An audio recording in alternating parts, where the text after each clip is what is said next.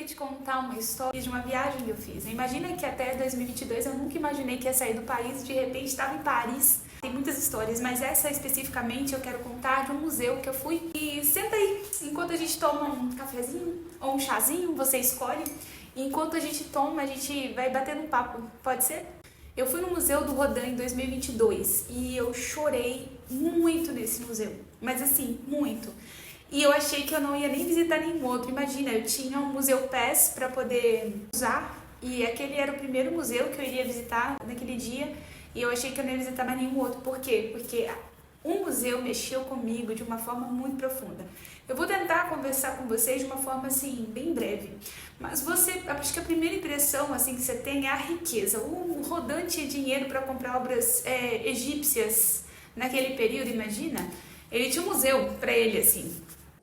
Então ele tem ali um acervo pessoal de arte egípcia que você consegue ver assim, sabe? Um negócio muito legal. Você tem a casa dele que é linda, os jardins que tem várias esculturas. E antes de entrar na casa, você já dá um passeiozinho assim pelo jardim e você já é impactado pelas esculturas que tem nesse jardim. Elas já mexem com você. Nenhuma escultura é imóvel, sabe? Ela tem movimento, ela mexe, tem expressão. Então você já fica assim impactado. E é interessante que Rodin é o cara que copia, que cola, que separa, que distorce, que desmembra, que membra de novo. Esse é o cara, né? O cara das tentativas, dos acertos, dos erros, dos fracassos, das possibilidades, das infinitas possibilidades de fazer alguma coisa com uma única obra. Então isso mexeu assim comigo porque ele me ensinou muitas coisas. Daí você entra na casa e aí você percebe que tem muitos moldes, tem muitas tentativas de uma única obra. Balzac, o Beijo, o Pensador, né? Você vê muitas repetições, você vê muitas possibilidades e muitos materiais também.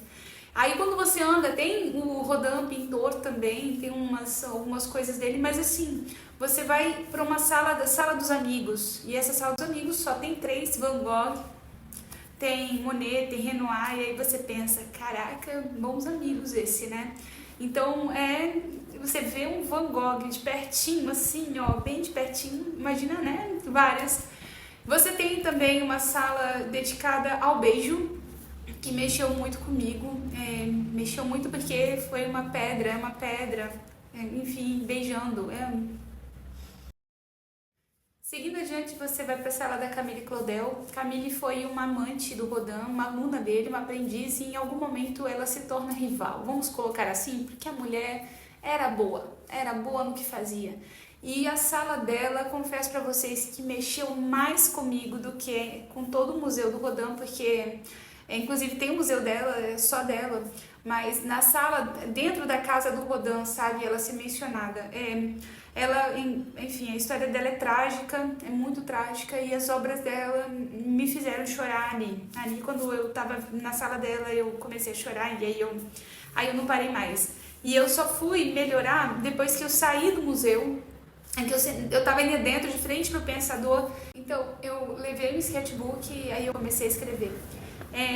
Ter levado E a lição que eu tiro dessa visita, eu posso tirar algumas lições dela. A primeira é que o fato de se ter dinheiro, né, é uma possibilidade de se comprar muitos materiais e se usar bastante, e a gente muitas vezes como artista a gente fica pensando que a gente gasta quando compra alguma coisa, e na verdade a mentalidade não é gasto, é investimento.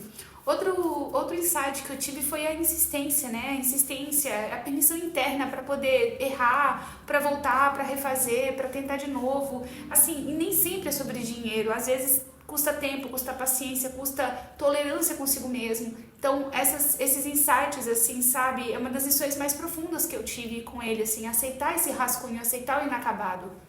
Uma outra lição que eu tenho quando eu entrei ali na sala da Camille foi, acho que talvez a lição mais forte, é você proteger a sua voz criativa, sabe?